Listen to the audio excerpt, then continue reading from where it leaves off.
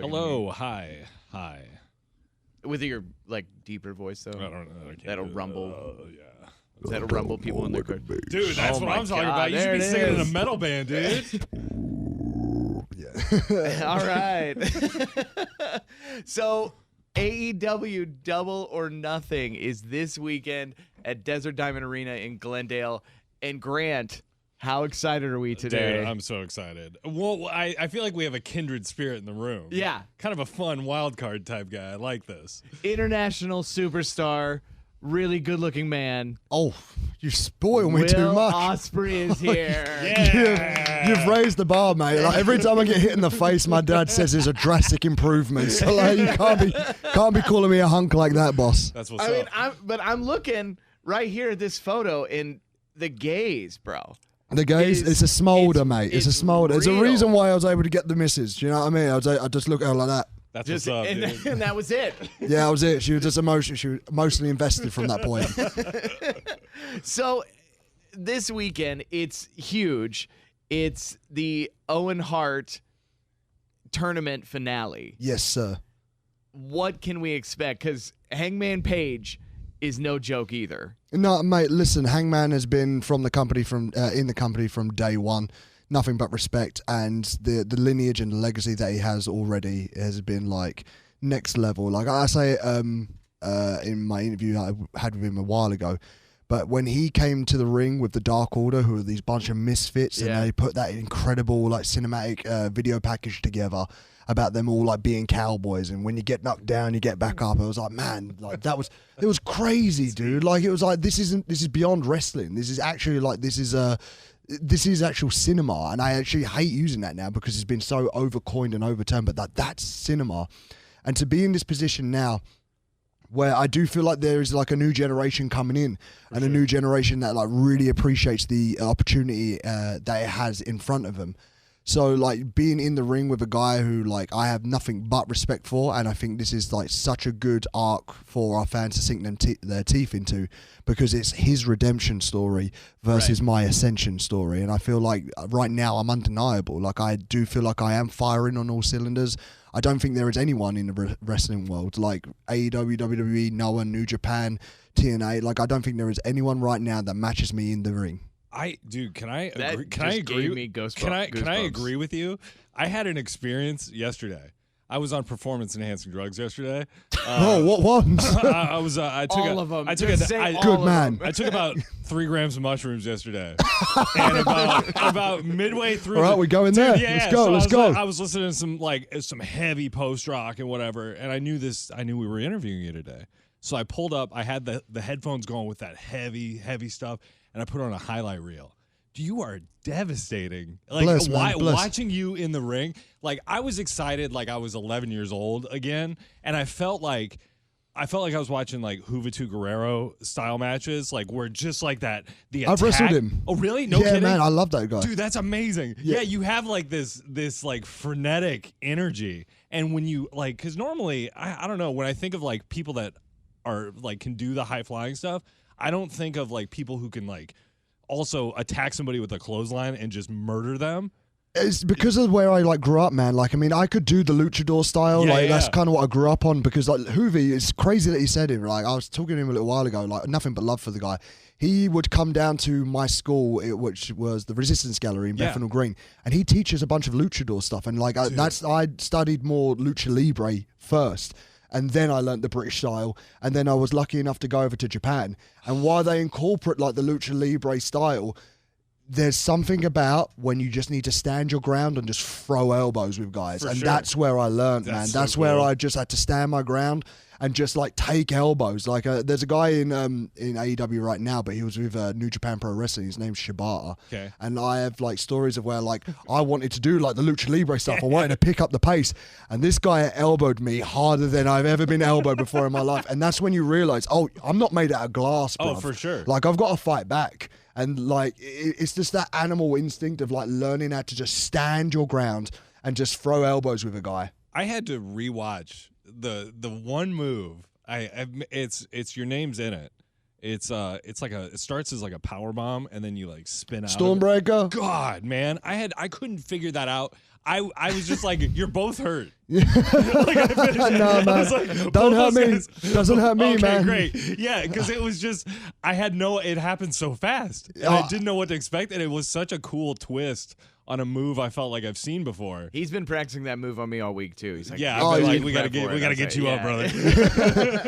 Trying to get you up. He's just like, oh, jump for me a little So, bit. is it hard to? I mean, because you have to be like, hey, we're gonna do this move tonight.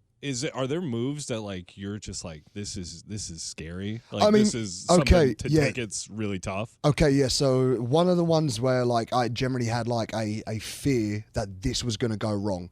It was at Revolution, where to me it's a Staples Center. It's Crypto.com arena. Okay, yeah, totally. Staples Yeah, Center to definitely. me, yeah, we bruv. got you. But like when we done that cage match and we're like 15 to 20 feet high in the air, and it was just like we said, all right, we're going to do a Spanish fly off the top of it. Ooh. And generally, like Spanish fly, for anyone that's listening that doesn't know, I'm latched onto my opponent, like I've got my arm around his neck, I've got an underhook on him, and like normally I do it where it's kind of like a momentum thing where he's running and I can turn him inside out.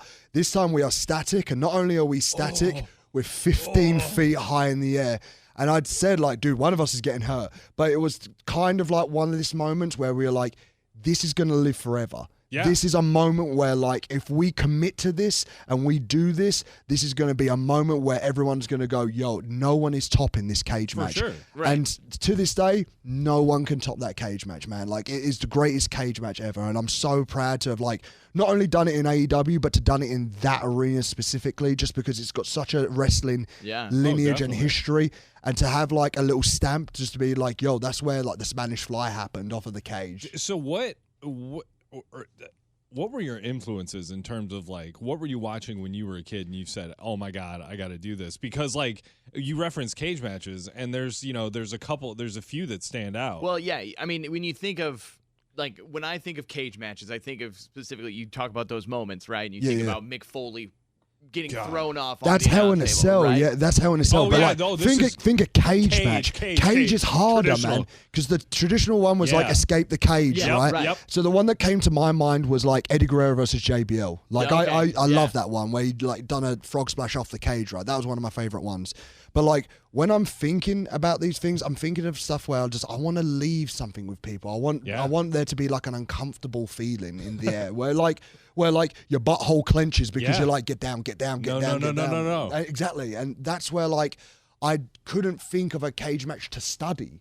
That's the thing that like made me trip out a lot about this match is like I don't really know what match I want to study because I don't feel that emotionally invested in any of those type of matches. There's never been something that's like left a real big mark on me. So that was the mission with this one, was like, I want to leave a mark on everyone. I want people to be like, yo, that was absolutely crazy. And we accomplished that mission, bro. That's so sick, man. So who did you watch growing up then? Growing up, so I used to watch like WWE when I was growing up, Right. when I was a kid, man. But after a while, like especially after WCW got bought out, nothing. Yeah. I felt nothing, man. Every now and again, you would get like someone like Eddie Guerrero, which I loved him.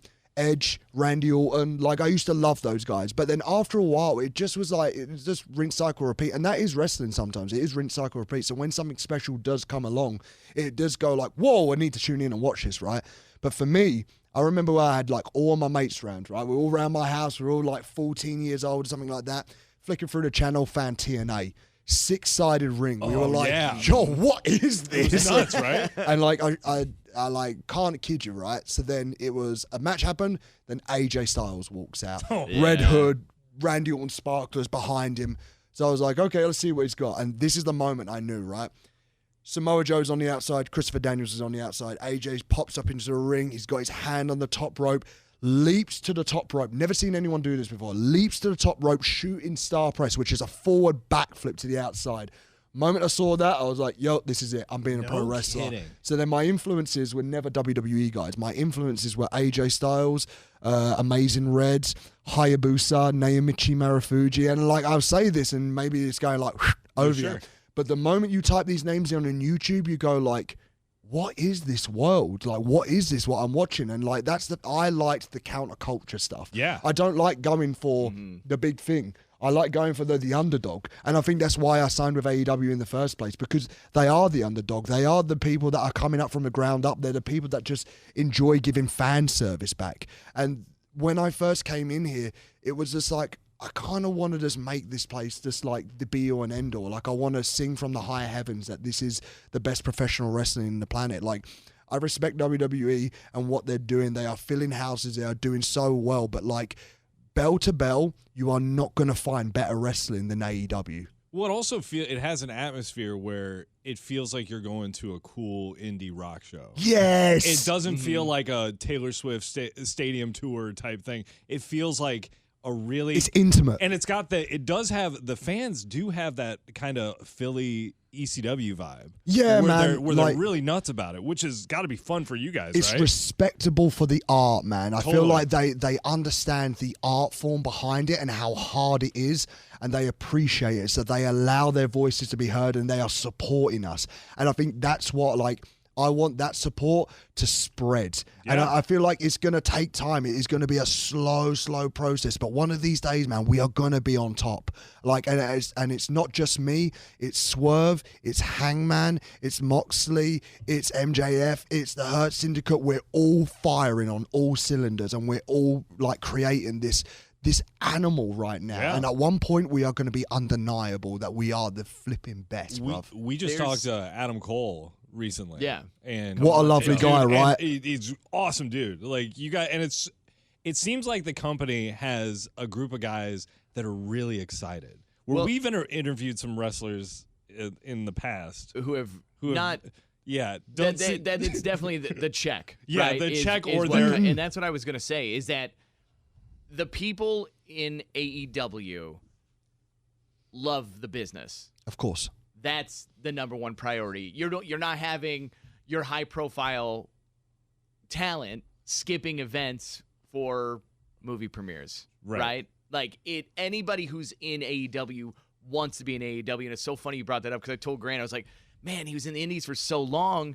I wonder what brought him specifically to AEW, and you answered it before I could even ask a question. So now I guess I can leave. I'm a man on a mission. Listen, like, I spent 8 years over in Japan, and like, they took a 22-year-old kid, and I'd say kid, like, I know a lot of people will be like, no, you're a man at 22. It's like, no, man, I was still figuring stuff out. For sure. Like, I was still wondering, like, what life is all about, and like, here I am, amongst people that I've always wanted to be around, like all these like big Japanese stars. Like, I can't tell you enough about like Okada.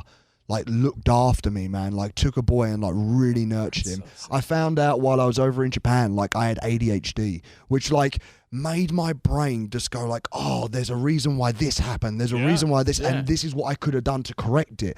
And they were patient with me, man. All of them. They like I was the adopted son, man. They looked after me.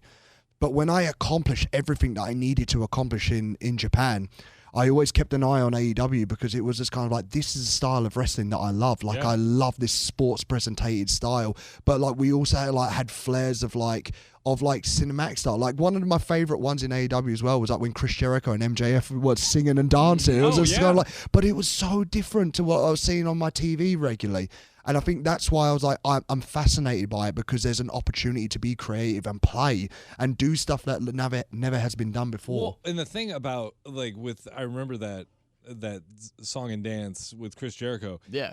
It feels hokey. It feels campy, but it doesn't feel like cheesy and hokey. It doesn't feel like being forced to do it either. Yeah, exactly. It's two fun. guys that like wanted to do it, and at the time when it was the pandemic, I believe. Yeah. So like, people were just like, we just want to be entertained. We want to smile, because the world is scary right now. Absolutely. People are dying left, right, and center, and it's just a scary place to be.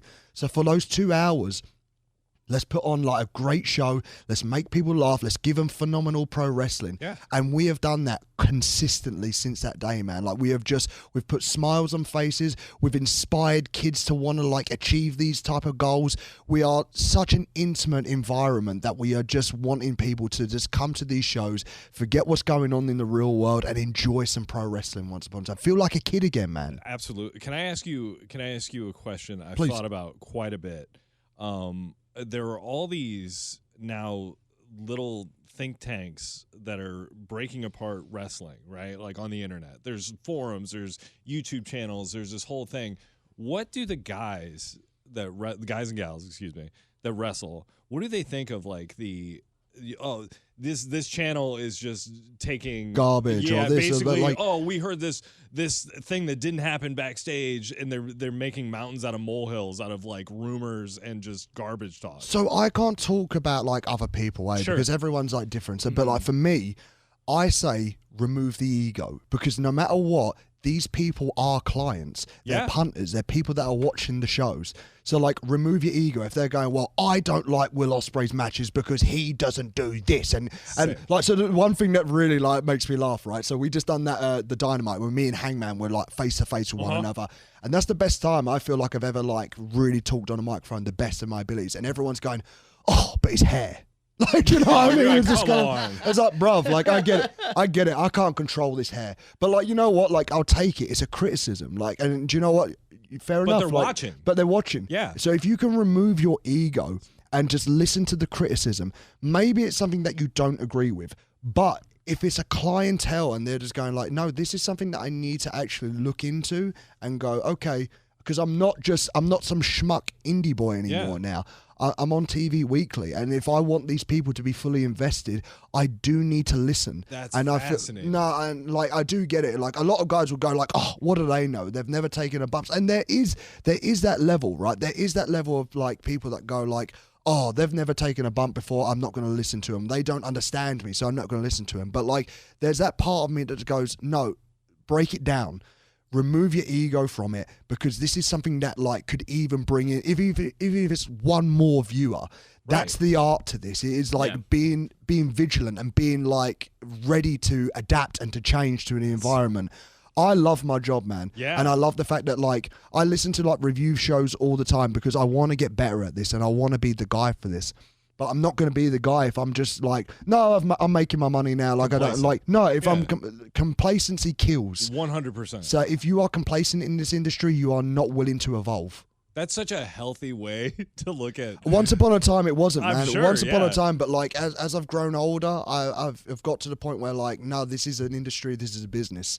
And like I can be like, you know what, I like doing my goofy stuff over here, but like every now and again you just got to be like, no, this is our clientele and we do need to listen. You probably had to deal with a lot of that being 22 years old in Japan, right? Mate, I wrestled Ricochet in the Best of Super Juniors, where like honestly this is one of the most viral like wrestling things that ever happened, right? It was a match in Japan where we just done flip. I remember that. Yeah.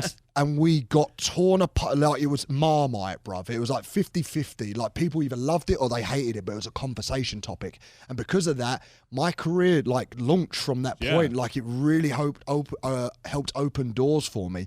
But like instead of being like, nah, screw these guys, I don't want to talk, like they don't know, it's like, no, like I need to listen. Well, it kind of seems like now the best thing you can do is piss off Jim Cornette on the internet, right? Yeah. Guy's got his opinion and he's tenured and he knows the style. I would just say that maybe it's just like you just don't like our flavor of ice cream. Sure. Yeah. And that's absolutely fine, boss man. But like there's a whole big market here that really does enjoy this ice cream. And here comes your vanilla boy right now, Will Ospreay. The king of vanilla, brother.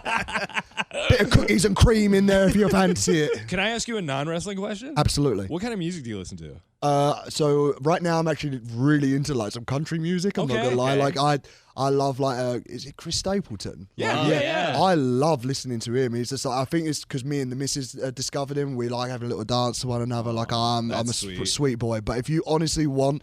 If I could put something out there to you guys, especially because you talked about mushrooms, right? If you want to get on your mushrooms, put some headphones in, right? I love it. Allow me to tell you, Purple Disco Machine. Disco Machine. Yeah, Exotica 2021 album. Awesome. Listen to track 3. It's called Fireworks. It's the greatest song you'll ever listen to. What kind of music? It's disco music, okay. bro. Oh, no kidding. Disco Machine. Yes. Mate, you will love it. It's not like a clever indie band. It's a vibe, bruv. I love that. It's so good. Honestly, if you're ever in a bad mood, chuck that song on. You'll be flying, fam. Dude, thank you. No, man. I'm constantly I'm always looking for chill. You're looking for a vibe, bro. Dude, you have no idea. Grant is literally always looking for a vibe. I found we sit in this office over here, and it's there's 3 of us in there every day. Grant sits behind me, and it's like I'm trying to focus on what's going on, and he's like, "Hey Nick, have you heard this yet? Have you heard Nick, this Tortoise album? From Everyone backstage, 2012? there's the medical team that look after us backstage at Yeah, AEW, right? And they always look for new music. I said, put Purple Disco Machine on. They love it Bang. now, man. Everyone's like vibing to it. I see everyone every now and again like bopping their head to it, and I'm just like, yeah, I know my vibe, man. I'm a white boy with a vibe. That's at least you know it too. Yes, mate. But Chris Stapleton, huh? Yeah, mate. I love a bit of country music. I think once again it's just the age thing. Like I've grown up. I've got a little 6-year-old stepson that I look after, and I'm in this point now where like once upon a time AEW didn't exist, and this was never possible, right? Yeah. Being in England, everybody said, you want to make it in wrestling, you have to live in America. And I never wanted to do it. And it's not a disrespectful thing. It's just, I have a wonderful life in England. I have a family. I never wanted to do the move. So I honestly thought I was going to be the kid in Japan for the rest of my life. And I was happy with that. Like I was making decent money, like enough to be able to save money to put a down payment on a house and pay off a mortgage. But then when AEW came up and it was like, I can be a weekly TV star. Like right now, I'm just doing a 10-day tour. I'm staying in hotels and I'm absolutely fine with that. But I can be a weekly TV star. I don't have to uproot my kid's life. I don't have to uproot my missus' life. And like my missus is coming in soon as well. Like, so we're going to be traveling the world together, man. And that's such a beautiful thing to have. And I'm so grateful for it. And I feel like there was a time period where people took advantage of AEW and took advantage of that kindness. Yeah. And right now, I'm on like a mission to ensure that like the next generation that comes through appreciates this opportunity and appreciates what's in front of them. Because once upon a time, this didn't exist. So we all need to just be on the same side and ensure that AEW is going to be the greatest wrestling going forward. Dude, hell yeah. I'm pumped, dude. I'm a man on a mission, bruv. So I have to ask, Chris Jericho is my favorite wrestler of all time. And he's great at bar that. none. He's one of the best, bruv. What is it like walking into a locker room with guys like Jericho and Samoa Joe and Adam Copeland, like who've reached the top of the top, the pinnacle? Like, do you go in and just wait and watch, or do you immediately approach them and be like, I want to be hello, where hello, you are? Mr. Edge. Nice to meet you. First of all, like once again, my mum raised me with manners, right? Yes. So I always go up to every single person that I've ever watched wrestling, like whether they like think the world of me or not. Like I always shake their hand and like thank them for everything that they've done. Like I've always wanted to get their opinion and respect. Like Jericho messaged me yesterday telling me what a good job I done on my promo, and that coming from him, like he was the promo king once upon a time, brother. He was busy he in a still bar. Is, man. He was busy in a bar last night. Yeah, but like the fact that he like takes time to watch and then constructively give criticism, like I appreciate that so much. I like Cope's another one, like Adam Copeland. Like I grew up watching you, bruv, and like he's so good. I had a conversation with him ages ago, and I won't go into details with it, but like I feel like I needed to confide in someone just to be like, I need your advice and I need your opinion. And the fact that he was just like, let's go somewhere where no one else is, and he sat there and spoke with me for about like 20 odd minutes, being like, this is how I would do it, this is how I would play, and I just think to myself like, sorry, sir, I didn't take any of this in because, like, I need you to say it all again because, like, I'm starstruck and I can't believe that I'm lucky enough to have this. But, like, for me now, it's like I look at that roster, right, and saying it here, like, I want to be the captain of the ship, like, because I believe in myself and I believe in my abilities. But, like, it's nothing if you don't have the backing of the people that took the bumps before you, and they've all got my back, bruv. And that's mad, man. That's crazy to me that all of them are going like, you're the one now. Like, go for it, man. Like and another one, right? One more, and I apologize for dragging it out. Please, like, listen, we're good. Yeah, I love it. We can talk wrestling all day. Yeah, dude, honestly, I could. MVP. I was doing a signing a little while ago, and he was like, come to the parking lot, let me talk to you. And we sat there for ages, and he just spoke wisdom towards me, man. And he was just like, every now and again, it's like someone special comes along, and it's your time now, man. It's your time to take the ball and run with this. And he proper gassed me up, fam. So like at that point, I'm just like, I'm ready to run through a wall, bruv. Like, I don't think there's anyone that can stop me. And that's why this Sunday is super important, because it's like, it's not just about winning the cup. It's not just about going to the biggest show and main eventing. This is about the branding, bruv. This is about who is going to be the person carrying that flag. That's why this match is so important. That's why I want everyone to show up at the Desert Diamond Arena this Sunday. Because for me now, I am confident in my abilities. I understand that this is a redemption story for Hangman Page, but this is about bigger than just a redemption story. It's bigger than just one person. It's a company, and I'm ready to take that responsibility, bruv. Dude, I'm ready to run through a wall and go Yeah, there right man. now, dude. Yeah. Dude, Is this there is any way awesome. we can walk down the aisle with you? Like, God damn. Mate, if you ain't got anything going Sunday, just hit me up. I'll get your tickets sorted out. I'll make sure that you Hell guys yeah. are looked after, fam. Hell yeah, dude. This is I'm so excited. I have a question, a dumb question. Go. Past wrestling legend. Anyone name one person that you were like, I could have the most amazing match with this person. Who would it be? Maybe one or two that you're like, okay, these guys, even if it's like a weird matchup, I think that'd be sick too. I don't know if you guys know like your Japanese wrestling history, but like Misawa was like such a what's the word I'm looking for? But just an innovator, man. Yeah. Before his time, a pioneer. Yeah. And just like that, like he was a part of that King's Road style that of All Japan that I loved watching, but like could never really.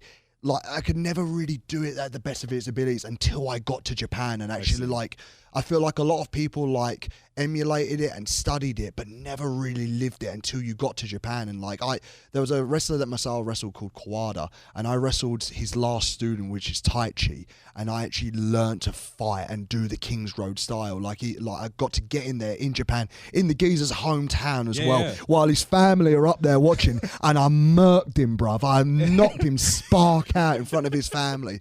And that's where he just kind of like, there is something about that gritness to Japan where it was just, so Misawa was just like one of these guys who like pioneered that style of, I want to show the case that in England, I want to showcase that in America, and I just want to take it around the world. And this is what the best thing about AEW is that they take the handcuffs off, and they go, paint your art the way that you want to paint it. Did you enjoy first getting into wrestling, watching wrestling? Did you enjoy like the deathmatch era, that Japanese style, or is that just kind of one of those things where you're like, this isn't really? No. I appreciate all styles of wrestling, sure. Because I feel like if people are in the audience, then it's something that we can inspire to bring those audiences over to AEW, right?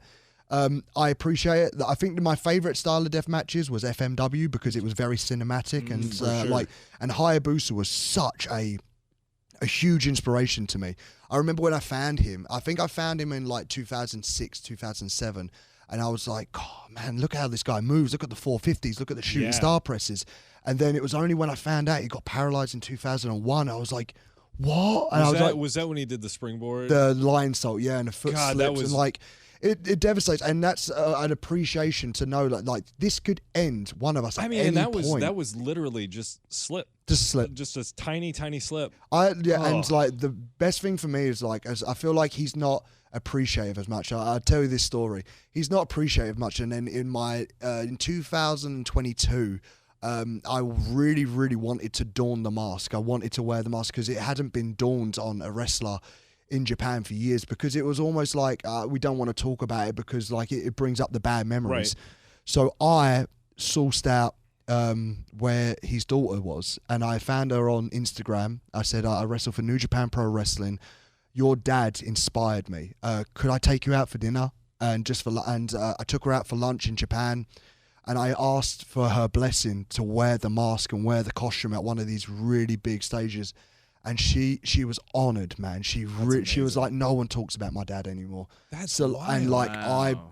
and not only that, she was like, thank you so much. And then it got around, and then the guy who originally made his mask contacted me and was like, can I please make you one Hayabusa mask to wear? And mate, goosebumps, man. Goosebumps. Well, it's one of those things when something like that does happen, they have 30 years of a career or 20 years of a career, and this one incident is the all video, that they remember. Yeah, it's the one video people watch, they pull up and show their friends, and you're like, oh, this sucks that this is your legacy. But no, and his legacy is way more than that. Yeah. He's had a plethora of amazing matches and amazing moments. He's done films. He's been a part of like backyard events. Yeah. He is like one of the icons when it comes to high flying wrestling. His name was the Flying Assassin. Like that's where like a connection there, because I was the aerial assassin. That's where like a connection came through for that. Obviously it came from Assassin's Creed, but like the moment I came from Assassin's Creed, it was like Hayabusa was the Flying Assassin. Like I want to combine that, and I want to pay homage. And that's why why I went to the daughter first, because a lot of wrestlers now that will just be like, oh, today I'm cosplaying as this wrestler. Right. Like, and I feel like there might be like some dark, untold truths that like, oh, when you pay homage to that, it like brings up bad memories. And like, that's why I wanted to ensure that like it was okay to do that. Well, and then I sold the mask, and all the money that I made from it, I sent over to the family. Well, it's like even Owen Hart, when you think about that. Well, you know, like, today is the anniversary of his death. Yeah, God. today Is it? Yeah. Yeah, I share a birthday with him, May 7th, man. Really? Yeah, mate. All the best wrestlers are born on May 7th, bro. Well, happy belated birthday. Happy first Thank you of very all. much, man. But dude, like, yeah, it's one of those things like paying homage. Like, what a way to do that. Yeah, but it's just like when people talk, like, you know, it's funny when you meet like a new wrestling fan, and you bring up Owen Hart, and they're like, oh, the guy that this happened to, and you're like, no, Nugget, no, like all this man. whole, It's so much, and like to give. the legacy that he had in Japan, man, like he was so respected. And like I remember when his wife started doing a little bit more interviews, and she said, like, Jericho even said, like, would you ever consider going over to Japan? And she was like, oh, maybe. I was like, and I said to Jericho, I was like, if she ever comes over to Japan, let me know. I'll look after her. I'll take her out for dinner, and I will show her, like, I'll bring her to the office, because I really think there's like a part of like wrestling history that is missed, where she was like, Owen was so respected in Japan, and like it was respected from us. His name is still on the IWGP Junior Heavyweight Championship, and I would love to see. I'd love the family to see how respected he was, and I think that's why this is such an honor being in the final for this, because it is just like I wanna do that legacy justice. Who's your favorite heel of all time? Bad guy? Bad guy. Probably Randy Orton, man. Like Randy was like one of my, when he was in that like Voices era. Like, to be fair, I even like the Legend Killer era, because that young brash, like, get these old guys out of my way. Like, do you know what I mean? I love that attitude of just being like, it's my time now, and I'm gonna take it for myself. Just didn't have to say anything. He just come out. Who is your favorite bad gimmick wrestler? Like, I got it shouldn't be good. I got into Big Boss Man, like, but he's Boss Man was sick, bro. Dude, total 100%. But I got it. I love the blue era Big Boss Man. Like, honestly, IRS was pretty sick too. Like, that era, there were a couple dudes who just had bad gimmicks, but they were great wrestlers. They could go. Yeah. So, like, do you have anything that you? Man, that's a hard one. I didn't prepare for this one, bruv. What was probably Dustin Rhodes? Dustin Rhodes. No, honestly, as Gold Dust. Like, no, that's fair, man. But like that was counterculture at the time. Like lot of people, like at first were like, but like people grew attached to it. And then the moment that you'd see like the way that he'd move in the ring, like I still love how he hits the ropes. He hits the ropes like a man, bruv. Like a grizzled man. We were just talking about the clip where he went like this and gave his finger and then did the spinneroonie in the ring. Like, but you're still just like, yes, bruv. Like, and he should have so much respect. Like every time there's another guy, man, I see him backstage, I'm just like, yeah, that's the G. That's OG. He right was there. scary when he was heavy, and now that he's like fit, he's terrifying. Yeah, like, he could still go, man. He can go. He cut a promo against MJF a little while ago about talking about like he's seen the devil, and I was just like, that man has experienced so much, and I don't think people realize how much he's gone through, and he's come out on the other side, and yet he's backstage and he's just going like, hey, let me give you a piece of advice, let me do this, let me do that, and you're just like, yo, this is the man, bro. Was it WrestleMania 12, his backstage brawl with Roddy Piper? Was that? Do you remember that? I don't remember that. When there was a car, they did the slow speed chase through LA during WrestleMania. I can't remember that one. It's nuts. Man. I watched it probably a week ago. Him and Booker T together was like sick as well, man. They were just having fun. Yeah, having so much fun, just entertaining stuff, man. At a time when like I really wasn't that fascinated with WWF. So like when seeing that, I was like, man, he's just entertaining. The fact that we've got him here at AEW is just like, it's a blessing, man. We've got so many. Like, another one, Jerry Lynn. I've been working with Jerry Lynn so much, man, and he's been helping me out, like fix all these like little nuanced things that I don't really think about, and he makes me think so in depth about those things. I love working with Jerry Lynn. Do you listen to wrestling podcasts? Like all the time. like not necessarily critical, but like the Talk is Jericho or Yeah. like Chris Van Vliet, Insight. Like I listen to him all the time because like I want to be more insightful and I want to understand it more. Like, I'll be honest, I've asked Chris Van Vliet, I was like, oi, the next time you talk to John Cena, can you ask him this one question, right? And I really mean this because I was like, at one point, Cena just started doing like Code Reds, which was from Amazing Red. He started doing Emerald Flosions, which was Misawa. So I was like, and Springboard Stunners. And I was like, I want to know, did you watch anything outside of WWE? Like, I'd love to know, like, what he would watch outside of WWE. So, like, I've always said, like, if you ever get him, could you ask him that question? Because, that is interesting, because I don't know much about him before. Because he was OVW lad, yeah, right? OVW. Yeah, he was like one of the last classes. Was that where he started? Was that just like I think he was just an OVW guy. Him and Orton and Lesnar were in that last. And Shelton as well, man. Shelton's another way he's with us. Are there still people in the industry that come in like it used to be? Like, remember, like guys like the Big Show would just go, or what's his Paul White? Paul White. Yes. Like he just went to the power plant. Goldberg just went to the power plant, like, and then they just start there and just work in like that little like the AAAs.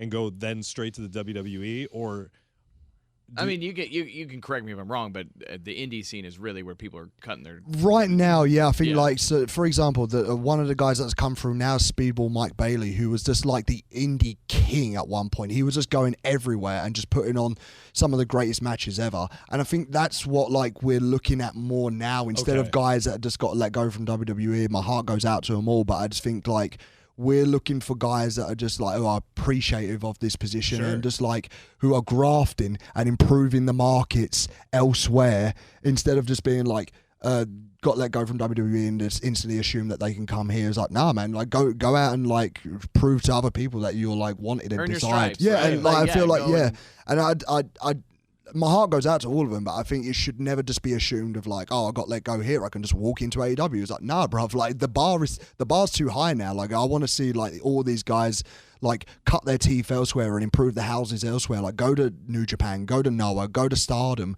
go elsewhere and improve their houses before you can think, oh, I'm just going to come here. That's just me anyway. Like, I mean, there are certain guys, like, for example, like Swerve got let go from WWE and came to AEW like straight away. But he's like a special one. He's special, and like MVP is another one that got let go. He's special, like Lashley special, Shelton special. But like, I just want people to be like, you can't just come in and walk in. I think everyone like, and I'll be honest with you, I really do think the independents need it right now. I think they need someone to help guide this next generation to come through. So that's just me personally. Like I don't mean that in any type of disrespectful way, but I think right now AEW is just like, we are the best wrestlers right now, and all those guys that have been let go tragically, like, are really, really good pro wrestlers, but like, can't be just good anymore. Got to be elite. So obviously, you're gonna win on Sunday. Obviously, like, so obvious. Can you tell it's obvious? Because honestly, like, you're about to leave this room, and I know with every inch of my being that you're gonna win on Sunday. You know, you're gonna take AEW to the moon. I can feel it. What? Other than those two things, what's next for you? Winning that world championship is the next thing for me. Yeah, but like, dude, that's what I really want. I want to take that belt out of that briefcase and wrap it around my waist. It's too good of a belt. It's too good looking of a belt to be in a bloody briefcase, mate. Well, I mean, but like, and you're too good looking not to have a belt. Oh, he's hitting on me real well, isn't he, like, man? You have no idea. Yeah, you have no idea. But like, so for me personally, travel broadens the minds. I wrestled everywhere. I wrestled in New Zealand, Australia, Taiwan, Japan. I was meant to go to Singapore and it pulled out, unfortunately. I've wrestled literally everywhere. My name has gone out everywhere, from like small little indies to large ones.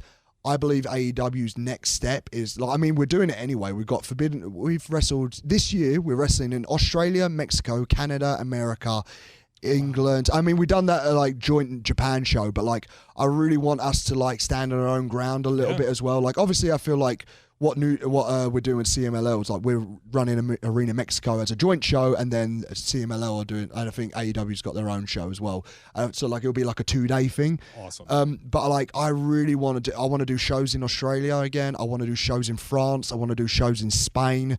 I really want to do I want to just wrestle everywhere, right? Like Ireland is another one. Like people really underestimate how sick the Irish fans are. They're great. But like I think that is the next step, is to really get us out there and do like these crazy like Grand Slam shows everywhere around the world, because that's what's going to tell people like, hey, like there's a new wrestling company on the block and they are just the best wrestlers going, fam. So sick. I mean, just looking at the card, it's wild. Like just like truly the best wrestlers on the planet. I mean, for me as well, like when I say like I want to be the captain of the ship, do you realize how overwhelming it is to look at that roster, to like up and down? There's guys that have main evented WrestleMania, there are guys that have main evented Wrestle Kingdoms, there are guys that have been in like Arena Mexico like week in and week out and just sellouts. And I look at it and I'm just some like bellend from England, and I'm just like, man, like this is truly overwhelming. But like it would honestly be an honor to like wear that championship and to be the captain of that ship, because it is just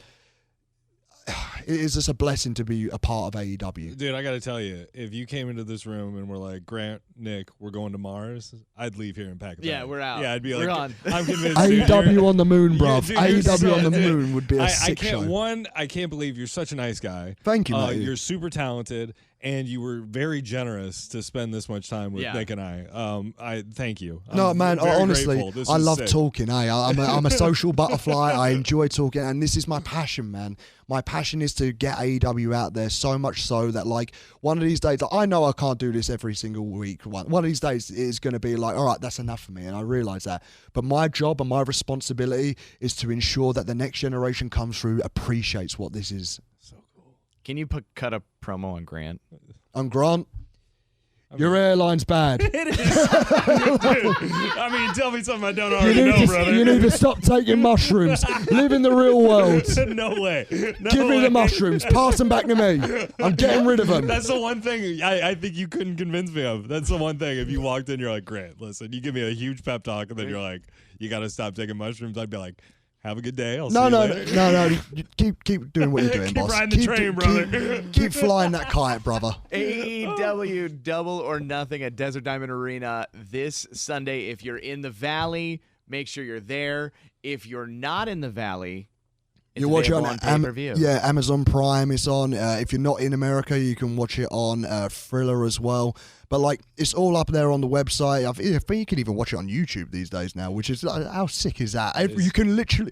There's no reason why you can't watch wrestling anymore. It's at the touch of a button. But tickets are still on sale. But we are rammed. Like it's getting close to we got to cut it off now. We're sold out. So like, if everyone wants to get on it, it's AEWTIX.com. We'd really appreciate you guys all coming here. Like, listen, this has been a dream of mine to just be at the forefront of it and just to be the captain of the ship. I came from a small area in England. I've somehow made it over here. I don't know how I got here, lads, I'll be honest with you. But it's truly an honor to have this level of support. Hell yeah. Will Ospreay. Will Ospreay. Wow, let's Amazing. go. Dude, Let's hell go. yeah. Thank you, brother. Easy, matey.